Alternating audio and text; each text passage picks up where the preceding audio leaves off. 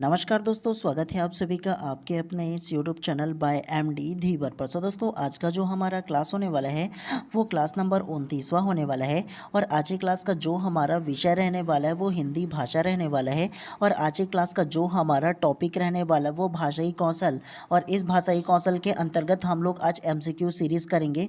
मतलब जितने भी प्रकार से क्वेश्चन बन सकते हैं भाषाई कौशल के अंतर्गत, तो उसका हम लोग क्या करेंगे, प्रैक्टिस करेंगे। और भाषाई कौशल को क्लास नंबर 28 में आप लोगों को पढ़ा चुका हूँ ना। भाषाई कौशल के अंतर्गत सबसे पहले जो आता है वो सुनना आता है, दूसरा में बोलना आता है, तीसरा में पढ़ना आता है और चौथा में लिखना आता है। तो ये चारों के चारों जो कौशल होता है वो भाषाई कौशल के अंतर्गत आता है। अब जितने भी प्रकार से इसमें क्वेश्चन बन सकते हैं उन सारे क्वेश्चन का आज हम लोग प्रैक्टिस करते हुए चलेंगे। तो सबसे पहले अगर आप लोग अपने सिलेबस को देखना चाहो ना, तो आपको जो मैं पढ़ा रहा हूँ वो भाषाई कौशल का अध्ययन पढ़ा रहा हूँ, जिसके अंतर्गत श्रवण, वाचन, लेखन और पठन 4 प्रकार के जो कौशल होते हैं भाषाई कौशल में, तो उसका आज हम लोग पढ़ने जा रहे हैं। ठीक है, मतलब उसका एमसीक्यू सीरीज करने जा रहे हैं। तो एक चीज़ आप लोगों को बता दूं, आप लोगों के लिए ना टोटल मैं 50 क्वेश्चन लेकर के आऊँ, जिसमें से आप लोगों को 20 से 25 क्वेश्चन ही प्रैक्टिस कराऊंगा। उसके बाद शेष 20 से 25 क्वेश्चन जो बचेगा ना, उसको मैं अपने व्हाट्सअप ग्रुप में डाल दूंगा। तो वहाँ से डाउनलोड करके कम से कम एक बार आप लोग प्रैक्टिस कर लीजिएगा। तो ये आप लोगों के लिए ज़्यादा बेहतर रहेगा। अच्छे से आप लोग क्या कर पाओगे, प्रिपरेशन कर पाओगे, अच्छे से आपका तैयारी हो पाएगा।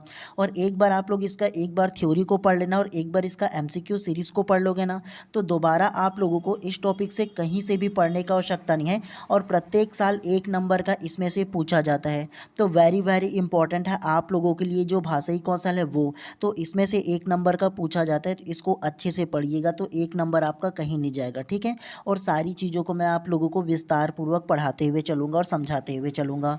तो चलिए ज़्यादा देर नहीं करते हैं, सीधा सीधा पढ़ने के ऊपर फोकस करते हैं। तो प्रश्न क्रमांक फर्स्ट को सबसे पहले आप ध्यान से पढ़िए। उससे पहले आप लोगों से केवल एक ही हम्बल रिक्वेस्ट है कि अगर आप लोगों ने अभी तक की चैनल को सब्सक्राइब नहीं किया तो पहले चैनल को सब्सक्राइब कर लीजिए और बेल आइकन को दबा दीजिए, ताकि इसी प्रकार से जब भी मैं क्लास लेकर आऊँ ना तो आप लोगों को प्रॉपर टाइम पे उसका नोटिफिकेशन मिल पाए। तो इसीलिए ज़्यादा ज़रूरी है कि आप चैनल को सब्सक्राइब कर दीजिएगा। ठीक है, बाकी आप लोगों की वो इच्छा है। चलिए ज़्यादा देर नहीं करते हैं, सीधा पढ़ने के ऊपर हम लोग फोकस करते हैं। सीखने के मुख्य नियम है ऑप्शन ए तत्परता का नियम, ऑप्शन बी अभ्यास का नियम, ऑप्शन सी प्रभाव का नियम या ऑप्शन डी उपरोक्त सभी।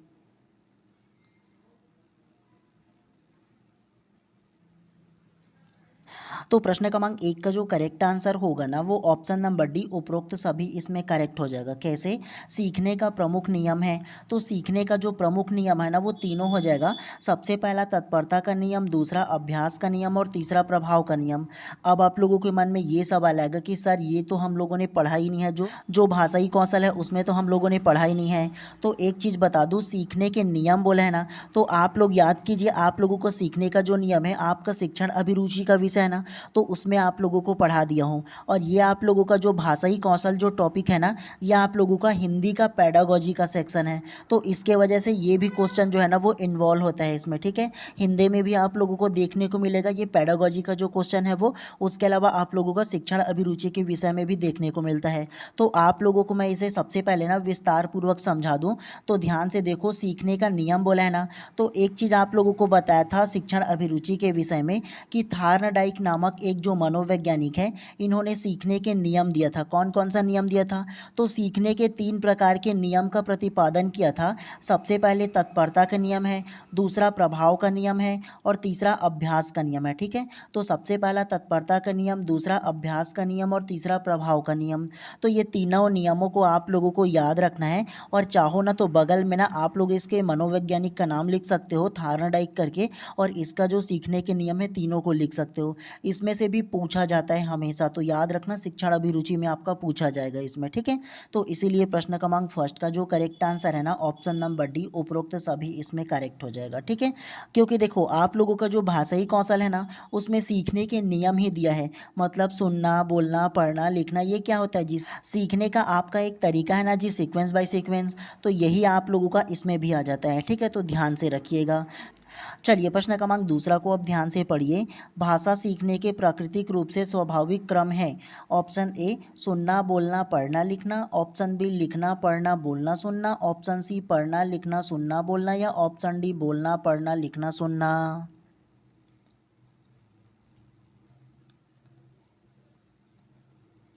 तो प्रश्न क्रमांक दूसरा का जो करेक्ट आंसर होगा ना वो ऑप्शन नंबर ए जो है इसमें करेक्ट हो जाएगा। सुनना, बोलना, पढ़ना, लिखना इसमें करेक्ट हो जाएगा। कैसे? भाषा सीखने के प्राकृतिक रूप में स्वाभाविक क्रम है। तो आपको मैंने शुरुआती में बताया था ना कि एक जो बालक है वो सबसे पहले क्या करता है, सबसे पहला सुनता है अपने बड़ों की बातों को, मतलब कोई भी उसके सामने बोलता है उसको सुनता है। सुनने के बाद धीरे धीरे छोटा छोटा वो वर्ड बोलना सीखता है। जब बोलना सीख जाता है तो उसके बाद क्या करता है, पढ़ना सीखता है। और पढ़ने के बाद सबसे लास्ट में जो करता है वो लिखना सीखता है। तो सुनना, बोलना, पढ़ना, लिखना एक ये सीक्वेंस है, ये एक क्रम है प्राकृतिक रूप से। तो ये आप लोगों को याद रखना है, थ्योरी में भी आप लोगों को बताया था। तो इसीलिए प्रश्न क्रमांक दूसरा का जो करेक्ट आंसर होगा ना ऑप्शन नंबर ए जो है इसमें करेक्ट हो जाएगा। चलिए नेक्स्ट को पढ़ते हैं। तो प्रश्न क्रमांक तीसरा को ध्यान से पढ़िए। पठन की क्रिया कहाँ से आरंभ होती है? ऑप्शन ए बोलना शुरू करते ही, ऑप्शन बी ध्वनियों की जानकारी के बिना, ऑप्शन सी दूसरों के शब्द सुनकर, या ऑप्शन डी भाषा में ध्वनियों के गतिपूर्वक उच्चारण की योग्यता प्राप्त करने के पश्चात।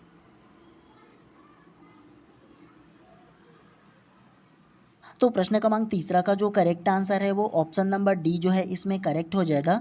भाषा में ध्वनियों के गतिपूर्वक उच्चारण की योग्यता प्राप्त करने के पश्चात करेक्ट हो जाएगा। कैसे? पठन की क्रिया कहाँ से प्रारंभ होती है? पठन की क्रिया मतलब पढ़ने की जो क्रिया है, आप पढ़ना कैसे सीखे हो, तो आप जो है वो पढ़ना शुरू कैसे करे हो। तो पढ़ना जो शुरू करे हो ना वो भाषा में ध्वनियों को गतिपूर्वक उच्चारण की योग्यता प्राप्त करने के पश्चात, है ना। तो उसके बाद ही आप पढ़ना ना सीखो। जी हाँ, कोई भी भाषा होगा उसमें जो ध्वनि है उसको गतिपूर्वक क्या करोगे, उच्चारण करते हो। मतलब आप पढ़ना क्या करते हो, सीखने से पहले आप बोलना सीखते हो, बोलने के बाद फिर क्या करते हो, उच्चारण की आप में योग्यता आता है उस शब्द को बोलने से। तो उसके पश्चात ही आप पढ़ना शुरू करते हो, मतलब पढ़ने की जो क्रिया है उसको स्टार्ट करते हो। क्या आप लोग ये बताओ कि जो आप पढ़ना शुरू करते हो कोई भी अक्षर को देख करके, आप बोलना शुरू करते ही कर देते हो क्या?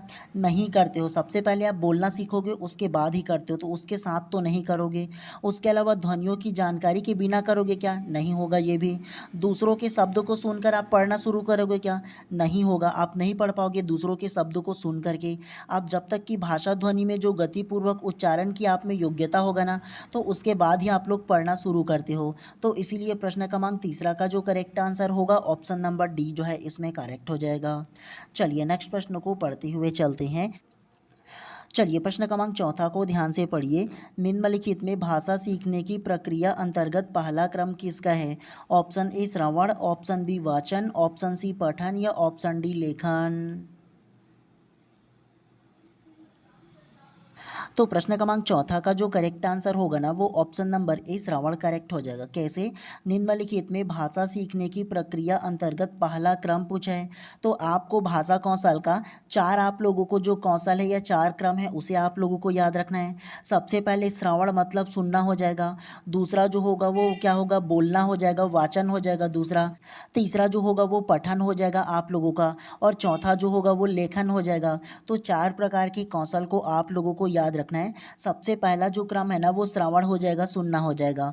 तो इसीलिए प्रश्न क्रमांक चार का जो करेक्ट आंसर होगा ना ऑप्शन नंबर ए जो है इसमें करेक्ट हो जाएगा। तो इसे आप लोगों को याद रखना है। चलिए प्रश्न क्रमांक पांचवा को अब ध्यान से पढ़िए। वाचन पठन वह जटिल अधिगम प्रक्रिया है जिसमें दृश्य श्रव्य सर्किटों का मस्तिष्क के अधिगम केंद्र से संबंधित निहित है। यह कथन किस शिक्षा शास्त्री का है? ऑप्शन ए कैथरीन ओनकर, option B doctor Maria Montessori, option C Thomas Aquinas, या ऑप्शन डी रेने देकार्त।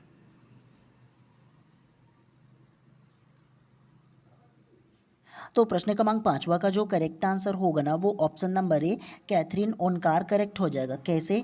तो सबसे पहले प्रश्न क्रमांक पाँच को ध्यान से पढ़िए। वाचन पठन वह जटिल अधिगम प्रक्रिया है जिसमें दृश्य श्रव्य सर्किटों का मस्तिष्क के अधिगम केंद्र से संबंध निहित है। यह कथन किस शिक्षा शास्त्री का है? तो ये जो कथन है ना वो कैथरीन ओकनार का है। ये आप लोगों को याद रखना है, बोल करके बोला था ना अपने थ्योरी क्लास में, और आपको उसका स्टेटमेंट को भी पढ़ करके बताया था, है ना। तो इसीलिए प्रश्न क्रमांक पाँच का जो करेक्ट आंसर होगा ना ऑप्शन नंबर ए जो है इसमें करेक्ट हो जाएगा। तो आप लोगों को याद रखना है इसको, ठीक है। चलिए नेक्स्ट को पढ़ते हुए चलते हैं। चलिए प्रश्न क्रमांक छठवा को आप ध्यान से पढ़िए। निम्नलिखित में से कौन सा सिद्धांत भाषा के उद्भव और विकास से संबंधित है? ऑप्शन ए बिग बैंग सिद्धांत, ऑप्शन बी डिंग डैंग सिद्धांत, ऑप्शन सी बिली बैली सिद्धांत, या ऑप्शन डी अनुभवहीनता।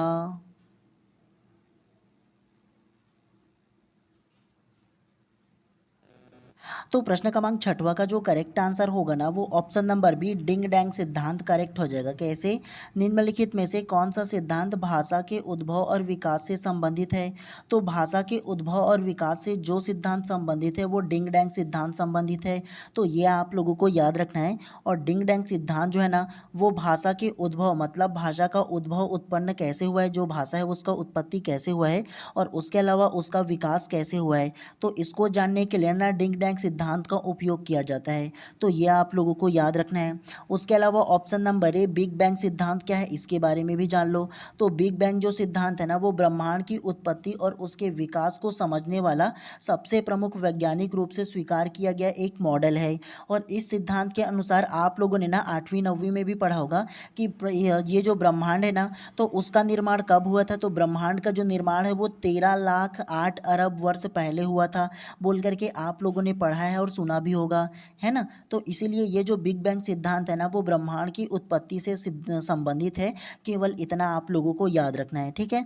और ये बिली बैली सिद्धांत उतना कोई मैटर नहीं है, तो इसको आप लोगों को पढ़ने की आवश्यकता नहीं है और अनुभवहीनता को भी उतना जानने की आवश्यकता नहीं है। केवल ये दोनों जो है ना वो आपके सब्जेक्ट से रिलेटेड है, इसीलिए दोनों को याद रखना है आप लोगों को, ठीक है। तो इसीलिए प्रश्न क्रमांक छठवा का जो करेक्ट आंसर है ऑप्शन नंबर बी जो है इसमें करेक्ट हो जाएगा। चलिए नेक्स्ट प्रश्न को पढ़ते हुए चलते हैं इसी अंदाज में। चलिए प्रश्न क्रमांक सातवां को ध्यान से पढ़िए। किसी बच्चे के लिए श्रवण कौशल विकास का क्या महत्व है? ऑप्शन ए नए नए शब्दों को सुनकर बच्चे के शब्द भंडार में वृद्धि होती है। ऑप्शन बी अन्य लोगों को बोलते देखकर और सुनकर स्वयं ही उच्चारण उचित स्वर गति एवं उच्चारणगत आरोह अवरोह के प्रति सजग होता है। ऑप्शन सी श्रवण के प्रति जागरूक होता है जिससे स्वयं के विचार को व्यवस्थित रूप से प्रस्तुत करने का कौशल विकसित होता है। यह ऑप्शन डी उपरोक्त सभी सही हैं।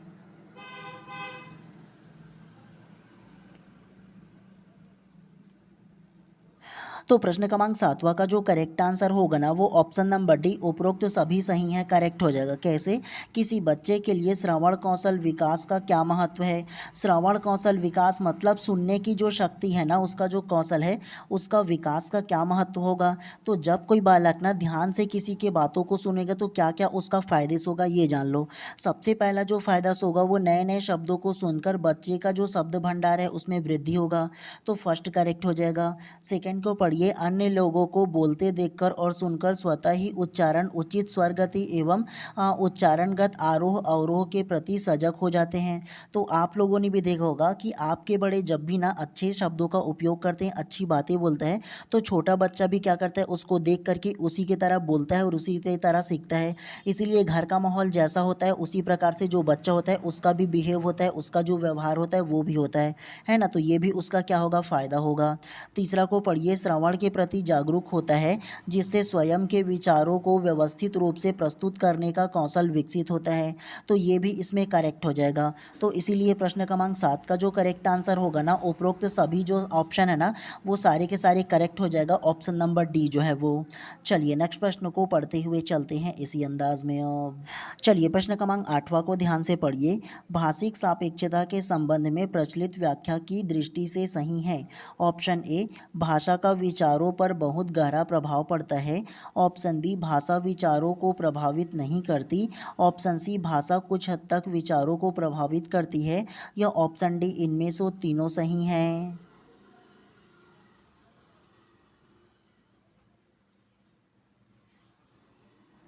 तो प्रश्न क्रमांक 8वां का जो करेक्ट आंसर होगा ना वो ऑप्शन नंबर ए जो है इसमें करेक्ट हो जाएगा। भाषा का विचारों पर बहुत गहरा प्रभाव पड़ता है करेक्ट हो जाएगा। कैसे? भाषिक सापेक्षता के संबंध में प्रचलित व्याख्या की दृष्टि से सही है। भाषिक सापेक्षता के संबंध में प्रचलित व्याख्या का जो दृष्टिकोण में सही होगा ना वो भाषा का विचारों पर बहुत गहरा प्रभाव पड़ता है। भाषा का विचारों पर बहुत गहरा प्रभाव पड़ता है कहने का मतलब ये है कि जो भाषा आप बोलोगे जो भाषा आप सुनोगे सीखोगे उसका प्रभाव आप पर पड़ेगा कि नहीं जी। आप अगर एक अच्छे परिवार में रहोगे अच्छे माहौल में रहोगे अच्छे शब्दों का उपयोग करोगे तो वो क्या होगा आप सभ्य टाइप से रहोगे। और उसी प्रकार से एक इस प्रकार के परिवार को रहोगे जहाँ आए दिन देखने को मिलता है जो गाली गलौज टाइप से होता है, इस प्रकार के अगर फैमिली को होगे तो उसका प्रभाव आप पर पड़ेगा कि नहीं, उसके भाषा का उसके विचार का प्रभाव आप पर पड़ेगा कि नहीं पड़ेगा ना। तो बहुत ज़्यादा गहरा प्रभाव पड़ता है भाषिक सापेक्षता के संबंध में। तो ये आप लोगों को ध्यान रखना है इसमें। अगर आप लोगों को एक लाइन में बताऊँ ना कि भाषिक सापेक्षता क्या होता है, तो आपका सोचने का तरीका, दुनिया को देखने का जो नज़रिया है, तो वो क्या कहलाता है, भाषिक सापेक्षता कहलाता है। ठीक है, तो इसीलिए आप लोगों को ध्यान रखना। और भाषिक सापेक्षता जो है ना, वो भाषा विचार को बहुत गहरा प्रभाव पड़ता है, ये इसका करेक्ट आंसर हो जाएगा। ठीक है, चलिए नेक्स्ट प्रश्न को पढ़ते हुए चलते हैं इसी अंदाज में। अब चलिए प्रश्न क्रमांक 9 को ध्यान से पढ़िए। पढ़ना क्या है? ऑप्शन ए पढ़कर अर्थ समझना, ऑप्शन बी लिखित सामग्री का उच्चारण, ऑप्शन सी स्कूल में पुस्तकों की पढ़ाई, या ऑप्शन डी शब्दों को सही सही पहचानना।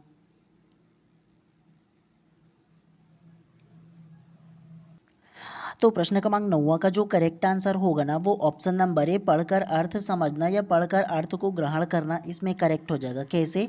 पढ़ना क्या है? तो पढ़ना जो होगा ना, वो पढ़कर अर्थ को समझना या अर्थ को ग्रहण करना, इसमें करेक्ट हो जाएगा। कैसे?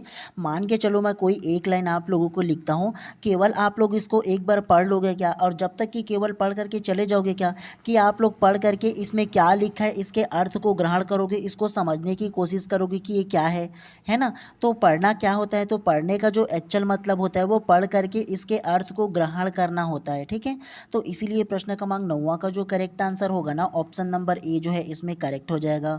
तो आप लोगों को ध्यान रखना है इसमें।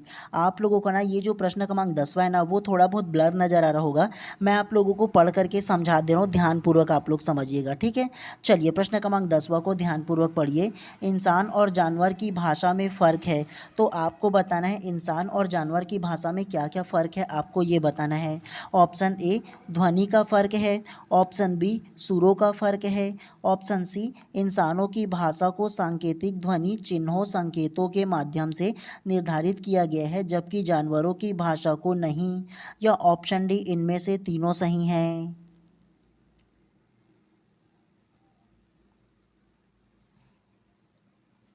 तो प्रश्न क्रमांक 10वां का जो करेक्ट आंसर होगा ना, वो ऑप्शन नंबर सी जो है इसमें करेक्ट हो जाएगा। इंसानों की भाषा को सांकेतिक ध्वनि चिन्हों संकेतों के माध्यम से निर्धारित किया गया है, जबकि जानवरों की भाषा को नहीं। तो ये इसमें करेक्ट हो जाएगा। कैसे? इंसान और जानवर की भाषा में फ़र्क है, तो इंसान और जानवरों की जो भाषा में फ़र्क है ना, वो ऑप्शन नंबर सी इसमें हो जाएगा। आप क्या करते हो, आपकी भाषा में आप अपने संकेत के माध्यम से, ध्वनि के माध्यम से या ध्वनि चिन्हों के माध्यम से ना क्या करते हो, अपना जो बात है ना, वो दूसरों तक की पहुंचाते हो, बता सकते हो। लेकिन एक जो जानवर है, किसी प्रकार की ध्वनि निकाल सकता है क्या? तो उतना ज़्यादा ध्वनि नहीं निकाल सकता, नॉर्मली एक ही टाइप से ध्वनि निकालता है। उसके अलावा चिन्हों का प्रयोग करता है, और वो जो इंसान है वो बोल भी सकता है, लेकिन जानवर कोई बोल सकता है क्या? नहीं बोल पाता है। तो यही केवल क्या है, इसमें फ़र्क है। तो ये आप लोगों को ध्यान रखना है। ठीक है, आपको ये नहीं लेना है कि ध्वनि का फ़र्क है या सुरों का फ़र्क है, ये दोनों ही नहीं होगा। ठीक है, केवल ऑप्शन नंबर सी जो है इसमें करेक्ट हो जाएगा।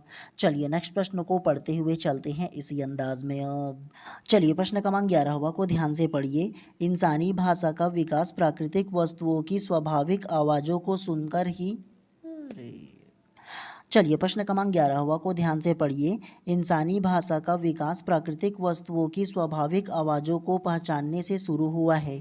ऑप्शन ए सत्य है, ऑप्शन बी असत्य, ऑप्शन सी निरर्थक, या ऑप्शन डी उपरोक्त में कोई नहीं। तो प्रश्न क्रमांक 11 का जो करेक्ट आंसर होगा ना, वो ऑप्शन नंबर ए सत्य है करेक्ट हो जाएगा। कैसे?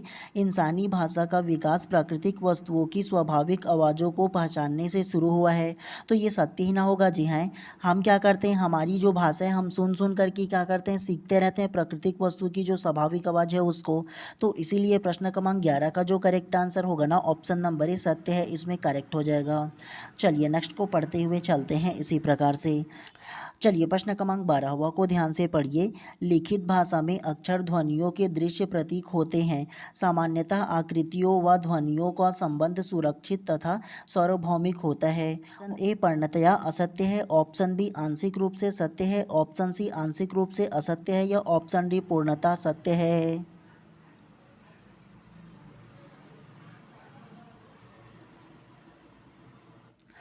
तो प्रश्न क्रमांक 12 का जो करेक्ट आंसर होगा ना वो ऑप्शन नंबर डी पूर्णतया सत्य है, करेक्ट हो जाएगा। कैसे? निम्नलिखित भाषा में अक्षर ध्वनि के दृश्य प्रतीक होते हैं। सामान्यतः आकृतियों व ध्वनियों का संबंध सुस्थिर तथा सार्वभौमिक होता है, तो ये सत्य ही ना होगा जी। लिखित भाषा में अक्षरों की ध्वनि दृश्य प्रतीक होते हैं, तो कोई भी अगर लिखित भाषा होता है उसमें अक्षरों की ध्वनि का क्या होता है? दृश्य प्रतीक होते हैं, तो इसीलिए ये क्या होगा? ये सत्य ही ना होगा जी। हाँ, तो ये आप लोगों को ध्यान रखना है इसके अंतर्गत, ठीक है। चलिए नेक्स्ट प्रश्न को पढ़ते हुए चलते हैं इसी प्रकार से। चलिए प्रश्न क्रमांक 13वां को ध्यान से पढ़िए। बच्चों में भाषाई क्षमता विकास के लिए सबसे अधिक महत्वपूर्ण कौशल है। ऑप्शन ए सुनना और बोलना, ऑप्शन बी पढ़ना और लिखना, ऑप्शन सी लिखना और बोलना, या ऑप्शन डी सुनना बोलना लिखना पढ़ना।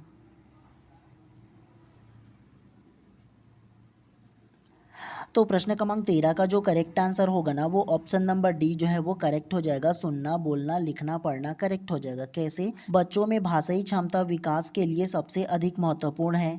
तो बच्चों में भाषाई क्षमता के विकास के लिए क्या जरूरी है? सबसे पहले सुनना जरूरी है, सुनने के बाद वो क्या करेगा? बोलना सीखेगा, बोलने के बाद वो क्या करेगा? पढ़ना सीखेगा, और पढ़ने के बाद फिर वो लिखना सीखेगा। तो ये आप लोगों को याद रखना है। चारों जो भाषाई क्षमता है ना, जो भाषाई कौशल है, उसे बच्चों को याद होना चाहिए अच्छे से। ये जो कौशल है ना उसमें महारत हासिल होना चाहिए। तो इसीलिए प्रश्न क्रमांक 13 का जो करेक्ट आंसर है ना ऑप्शन नंबर डी जो है इसमें करेक्ट हो जाएगा। चलिए नेक्स्ट को पढ़ते हुए चलते हैं इसी प्रकार से फटाफट अंदाज में। चलिए प्रश्न क्रमांक 14 को ध्यान से पढ़िए। इसमें कौन सा कथन पूर्णतः सही नहीं है? तो जो गलत है आपको वो बताना है। ऑप्शन ए भाषा प्रतीकों का ढांचा है, ऑप्शन बी भाषा और मानव की जन्मजात संपत्ति है, ऑप्शन सी संस्कृति की तरह भाषा भी विद्यमान है, या ऑप्शन डी भाषाई संप्रेषण से जानकारी देती है।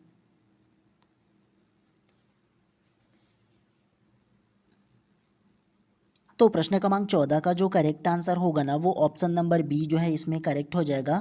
भाषा मानव की जन्मजात संपत्ति है, करेक्ट हो जाएगा। कैसे? इनमें से कौन सा कथन उपयुक्त सही नहीं है बोला है? तो जो गलत कथन होगा ना वो ऑप्शन नंबर बी हो जाएगा।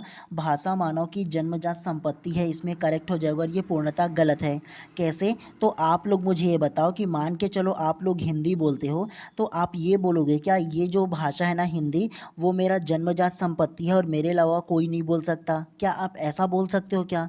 नहीं ना बोल सकता। कोई भी भाषा किसी की भी जन्मजात संपत्ति नहीं हो सकता, है ना। वो कोई भी बोल सकता है, कभी भी कैसे भी बोल सकता है, ये उनके इच्छा के ऊपर है। तो ये जो स्टेटमेंट है ना वो पूरी तरह से गलत हो जाएगा, और इसमें जो है ना वो गलत ही कथन को पूछा गया, तो ऑप्शन नंबर बी जो है इसमें गलत हो जाएगा। समझ में आया आप लोगों को? चलिए नेक्स्ट प्रश्न को पढ़ते हुए चलते हैं। चलिए प्रश्न क्रमांक 15 को आप ध्यान से पढ़िए। पढ़ने का सही अर्थ नहीं है। ऑप्शन ए लिखे हुए से अर्थ गढ़ना पढ़ना है, ऑप्शन बी पढ़ने का अर्थ धारणाओं को गढ़ना और अपनी स्मृति में रखना, ऑप्शन सी पढ़ने का मतलब वर्णमाला की पहचान शब्द तथा वाक्य को बोलकर पढ़ना सही है, ऑप्शन डी पढ़ना शब्दों और वाक्यों के अर्थ ग्रहण करने के साथ अनुमान लगाने का कौशल है। तो क्या इसका अर्थ होगा?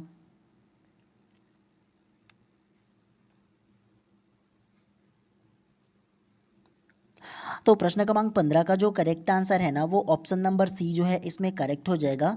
पढ़ने का मतलब वर्णमाला की पहचान शब्द तथा वाक्य को बोलकर पढ़ना ही है, करेक्ट हो जाएगा। कैसे? देखो पढ़ने का सही अर्थ नहीं है बोला है, तो पढ़ने का जो सही अर्थ नहीं होगा वो ऑप्शन नंबर सी इसमें करेक्ट हो जाएगा। कैसे? पढ़ने का मतलब वर्णमाला की पहचान शब्द तथा वाक्य को बोलकर पढ़ना। आप लोग मुझे ये बताओ, कोई भी जब आप लोग टेक्स्ट को पढ़ते हो तो क्या आप लोग केवल उसके वर्णमाला की पहचान करते हो और उसके अलावा वाक्य केवल बोल करके पढ़ते हो और ख़त्म कर देते हो क्या? ये इसमें गलत स्टेटमेंट हो जाएगा। क्यों? पढ़ने का जो सही अर्थ होता है ना वो अर्थ को उसका गढ़ना, मतलब कोई भी जो टेक्स्ट वगैरह लिखा रहेगा, जो वाक्य लिखा रहेगा ना उसको पढ़ोगे और पढ़ करके उसमें जो अर्थ है उसको ग्रहण करोगे, पढ़ना वही गढ़ना कहलाता है। तो पहला इसमें सही हो जाएगा। दूसरा को पढ़ो, पढ़ने का अर्थ धारणाओं को गढ़ना और अपनी स्मृति में रखना। तो देखो गढ़ना का मतलब ये होता है उसका जो अर्थ होगा ना उसको क्या करना, समझना होता है, ठीक है। गणना का अर्थ होता है ये। तो कोई भी टेक्स्ट लिखा रहेगा उसके अर्थ को क्या करोगे, गढ़ोगे, मतलब उसके अर्थ को समझोगे। तो ये भी इसमें करेक्ट हो जाएगा। डी को देखो, पढ़ना, शब्दों और वाक्यों के अर्थ को ग्रहण करना। तीनों टेक्स्ट में देखोगे ना, ऑप्शन ए, ऑप्शन बी और ऑप्शन डी, तीनों में यही बोला गया है कि पढ़ने का अर्थ क्या है, अर्थ को ग्रहण करना या गढ़ना, या उसको क्या करना, उसको समझना, ठीक है। तो ये तीनों के तीनों में क्या होता है, पढ़ने का जो अर्थ होता है वो अर्थ को ग्रहण करना होता है, गढ़ना होता है। और इसमें क्या बोला है, केवल उसका पहचान करना और बोल करके पढ़ना। तो ये इसमें गलत स्टेटमेंट होगा ना जी, तीनों को पढ़ोगे तो समझ में आ जाएगा। तो इसीलिए प्रश्न क्रमांक 15 का जो करेक्ट आंसर है ना, ऑप्शन नंबर सी जो है इसमें करेक्ट हो जाएगा। चलिए नेक्स्ट प्रश्न को पढ़ते हुए चलते हैं इसी प्रकार से। चलिए प्रश्न क्रमांक 16 को ध्यान से पढ़िए। बच्चों को भाषा सिखाने में निम्नलिखित समूह में से किस समूह का सर्वाधिक महत्व है। ऑप्शन ए, सही उच्चारण, भाषा व्याकरण की गलतियां व उपयोगी भाषा को। ऑप्शन बी, स्वतंत्र अभिव्यक्ति, भाषा सीखने को प्रोत्साहित करना व शुद्ध भाषा को। ऑप्शन सी, स्वतंत्र अभिव्यक्ति, भाषा सीखने को प्रोत्साहित करना व उपयोगी भाषा को। या ऑप्शन डी, सही उच्चारण, शुद्ध भाषा व भाषा व्याकरण की गलतियों को।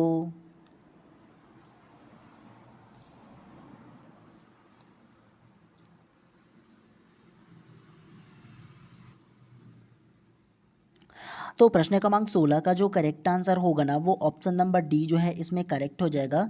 सही उच्चारण, शुद्ध भाषा व भाषा व्याकरण की गलतियों को करेक्ट हो जाएगा। कैसे, बच्चों को भाषा सिखाने में निम्नलिखित समूहों में से किस समूह का सर्वाधिक महत्व है। तो मान के चलो आप छोटे छोटे बच्चों को भाषा सिखाना चाहते हो, मान के चलो अंग्रेजी भाषा आप सिखाना चाहते हो।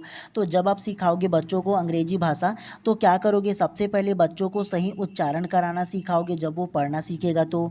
और सही उच्चारण के साथ साथ शुद्ध भाषा आप सिखाओगे उसको कि शुद्ध यह किसी भी प्रकार से उसमें त्रुटि ना हो। और भाषा व्याकरण की गलतियों को समझाओगे कि क्या क्या आप उसको गलतियां नहीं करना है, इन सारी चीज़ों को आप बताओगे कि क्या सही है क्या गलत है, उसमें फ़र्क बताओगे। तो ये जो आप लोगों का स्टेटमेंट है ना वो करेक्ट हो जाएगा। प्रश्न क्रमांक 16 का बच्चों को भाषा सिखाने में जो समूह सर्वाधिक महत्वपूर्ण होगा वो ऑप्शन नंबर डी हो जाएगा।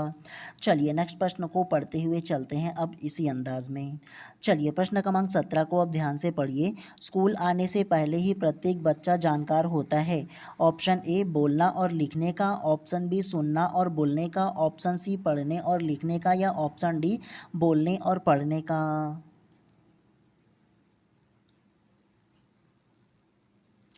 तो प्रश्न क्रमांक 17 का जो करेक्ट आंसर होगा ना वो ऑप्शन नंबर बी जो है इसमें करेक्ट हो जाएगा। सुनने और बोलने का करेक्ट हो जाएगा। कैसे, स्कूल आने से पहले ही प्रत्येक बच्चा जानकार होता है।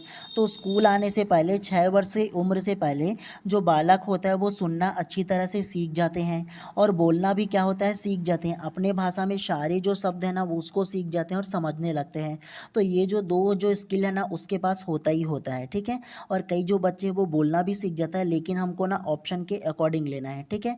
तो सबसे पहला जो बच्चा है वो क्या करता है, सुनना सीखता है, फिर बोलना सीखता है। तो ये दोनों स्किल जो है ना वो बच्चों में पहले से ही रहता है स्कूल आने से पहले।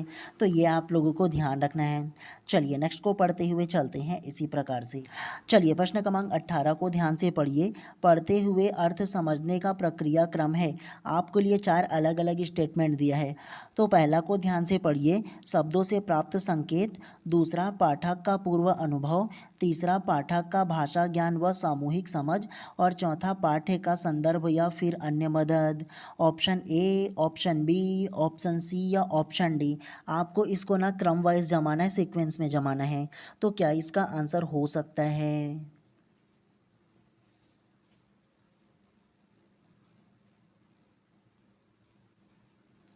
तो प्रश्न क्रमांक 18 का जो करेक्ट आंसर होगा ना वो ऑप्शन नंबर बी जो है इसमें करेक्ट हो जाएगा। 3, 1, 2 और 4 जो सीक्वेंस है ना वो इसमें करेक्ट हो जाएगा। कैसे, पढ़ते हुए अर्थ समझने की प्रक्रिया का क्रम है। अगर आप कोई भी टेक्स्ट या कोई भी वाक्य को पढ़ रहे हो तो उसको अगर आप समझना चाहते हो तो उसका क्रम कैसा होगा। तो सबसे पहला क्या होगा, तीसरा इसमें फर्स्ट में आ जाएगा। इसमें पाठक का भाषा ज्ञान व सामूहिक समझ। आप कोई भी भाषा या कोई भी वाक्य को पढ़ने से पहले उस भाषा का जो सामूहिक समझ है ना वो आप में होना चाहिए उस भाषा का ज्ञान में, तो ये पहला हो जाएगा। दूसरा जो होगा वो शब्दों से प्राप्त संकेत, तो दो जो शब्दों से ना प्राप्त संकेत वगैरह जो दिए जाते हैं ना, तो उसका ज्ञान आप में होना चाहिए, तो ये दूसरा क्रम हो जाएगा। तीसरा जो होगा वो क्या होगा, वो पाठक का पूर्व अनुभव हो जाएगा, ये तीसरा में। आप जो शब्द को पढ़ रहे हो, जिस वाक्य को पढ़ रहे हो, उस पर आपकी क्या अनुभव, ये तीसरा हो जाएगा। और चौथा जो होगा वो पाठ्य संदर्भ या फिर अन्य मदद, तो अन्य मदद आप क्या करोगे, सबसे लास्ट में लोगे ना जी। तो इसीलिए प्रश्न क्रमांक 18 का जो करेक्ट आंसर है ना, ऑप्शन नंबर बी जो है इसमें करेक्ट हो जाएगा। चलिए नेक्स्ट प्रश्न को पढ़ते हुए चलते हैं इसी अंदाज में। चलिए प्रश्न क्रमांक 19 को ध्यान से पढ़िए। पठन सीखना एक इंटरैक्टिव अन्यायोश्रित प्रक्रिया है क्योंकि इसमें शामिल होते हैं। ऑप्शन ए, केवल सामग्री के स्रोत शामिल होते हैं। ऑप्शन बी, कई तरह के लोग व सामग्री के स्रोत शामिल होते हैं। ऑप्शन सी, केवल कई तरह के लोग शामिल होते हैं। या ऑप्शन डी, इनमें से कोई नहीं।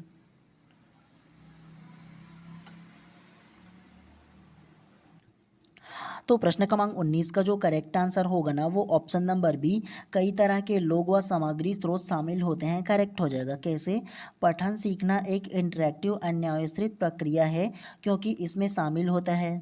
पठन सीखना मतलब पढ़ने को सीखने के लिए क्या होता है, एक इंटरैक्टिव प्रक्रिया होता है।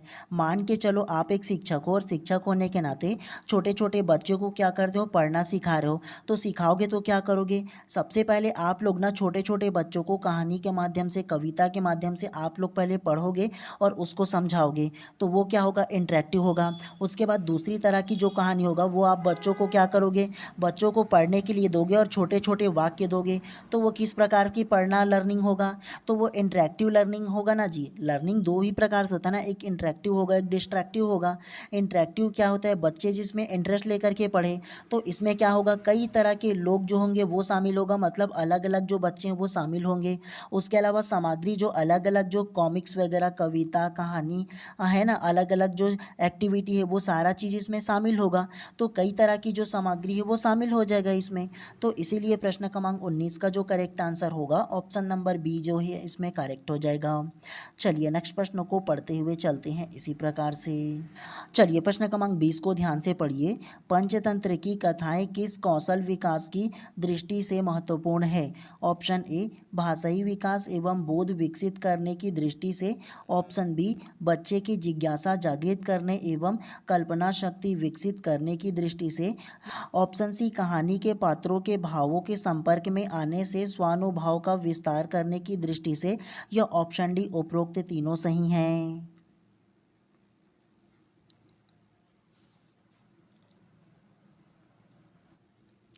तो प्रश्न क्रमांक 20 का जो करेक्ट आंसर होगा ना वो ऑप्शन नंबर डी जो है इसमें करेक्ट हो जाएगा, उपरोक्त तीनों सही हो जाएगा। कैसे, पंचतंत्र की कथाएं किस कौशल विकास की दृष्टि से महत्वपूर्ण है। तो पंचतंत्र की कथाओं के बारे में थोड़ा सा आप लोग जान लो। पंचतंत्र की जो कथा है ना वो पंडित विष्णु शर्मा द्वारा लिखी गई एक कविता कहानी है, ठीक है। तो ये आप लोगों को याद रखना, और ये 200 वर्ष पूर्व लिखा गया है, ठीक है, तो ध्यान रखना है आप लोगों को। और पंचतंत्र की कथाएं में क्या है, तो इसमें मुख्य रूप से पशु पक्षी की कहानी दिया है, और उसके माध्यम से ना व्यवहारिक जीवन में, राजनीतिक जीवन, नैतिक जीवन और जीवन के मूल्यों के बारे में ना सरलतम तरीके से समझाया गया है। और इस कहानी में क्या क्या मिलता है, मतलब इस कहानी से कौन कौन से कौशल जो है वो विकसित होते हैं। तो सबसे पहला भाषाई विकास एवं बोध विकसित करने की दृष्टि से, है ना, तो भाषाई विकास होता है और बोध विकसित होता है, ठीक है। उसके अलावा दूसरा, बच्चे की जिज्ञासा जागृत करने एवं कल्पनाशीलता की शक्ति विकसित करने की दृष्टि से। तो देखो, पंचतंत्र की कहानी में पशु पक्षी की कहानी दिया गया है, तो छोटे बच्चे को कहानी सुनना सबसे ज़्यादा पसंद होता है ना, तो बच्चों में क्या आएगा, जिज्ञासा आएगा, क्यूरियोसिटी आएगा, और कल्पनाशीलता का क्या होगा, विकास होगा, तो ये भी करेक्ट हो जाएगा। तीसरा को देखो, कहानी के पात्र के भावों के संपर्क में आने से स्वानुभव का विस्तार करने की दृष्टि से। तो कहानी के जो जो पात्र होंगे ना उसके संपर्क में आएगा, जैसे जानवरों के बारे में दिया गया है, तो जानवरों के संपर्क में आने से क्या होगा, उसको अनुभव प्राप्त होगा कि जानवर कैसे रहते हैं, किस प्रकार से रहते हैं, किस प्रकार से उनको तकलीफ वगैरह सारा चीज़ होता है, तो वो भी जानेगा। तो ये तीनों के तीनों इसमें करेक्ट हो जाएगा, तो ये आप लोगों को ध्यान रखना है, ठीक है। तो इसीलिए प्रश्न क्रमांक 20 का जो करेक्ट आंसर होगा ऑप्शन नंबर डी जो है इसमें करेक्ट हो जाएगा। अब आप लोगों का प्रश्न क्रमांक 21 से लेकर के ना सीधा सीधा प्रश्न क्रमांक 50 तक की लगभग 30 क्वेश्चन जो है ना वो आप लोगों को होमवर्क के तौर पर छोड़ दे रहा हूँ। तो आप लोग क्या करना, खुद इसको पढ़ लेना, कम से कम एक बार पढ़ लेना, ठीक है। ये सारे क्वेश्चन आप लोगों के लिए है और विथ इसका आंसर भी आप लोगों का साथ में इसमें दिया हुआ है, ठीक है। सारे के सारे आप लोगों का ये जो क्वेश्चन है वो देखने को मिलेंगे, ठीक है। तो टोटल इसमें 49 इसमें क्वेश्चन है, इसको कम से कम एक बार आप लोग पढ़ लेना। आपका जो व्हाट्सअप ग्रुप है ना उसमें तुरंत ही मैं डाल दे रहा हूँ, तो वहाँ से आप लोग क्या करना, डाउनलोड कर लेना और एक बार कम से कम प्रैक्टिस कर लेना। एक बार थ्योरी को पढ़ना, थ्योरी के जस्ट बाद इसको पढ़ना, तो और कहीं से आपको पढ़ने का आवश्यकता नहीं पड़ेगा। इसको पढ़ लोगे ना, कम से कम आधा घंटा भी पढ़ लोगे ना, तो आपका एक नंबर कहीं नहीं जाने वाला, ठीक है। तो इतना ही पढ़ना था आप लोगों को। आप लोगों का दिन शुभ एवं मंगलमय हो। तुरंत ही इसका पीडीएफ जो है वो मैं अपने व्हाट्सअप ग्रुप में डाल दे रहा हूँ, तो वहाँ से आप लोग डाउनलोड करके तुरंत ही पढ़ लीजिएगा, ठीक है। चलिए मिलते हैं अब आप लोगों का नेक्स्ट क्लास में, देखता हूँ और कौन कौन सा जो टॉपिक है वो बचा हुआ है। उसके बाद जल्द ही इसका प्रीवियस ईयर क्वेश्चन ना 1-2 क्लास में ख़त्म करूँगा, फिर 2-4 क्लास आप लोगों का मैराथन क्लास भी लेकर के आऊँगा, ठीक है। चलिए आप सभी लोगों का दिन शुभ एवं मंगलमय हो।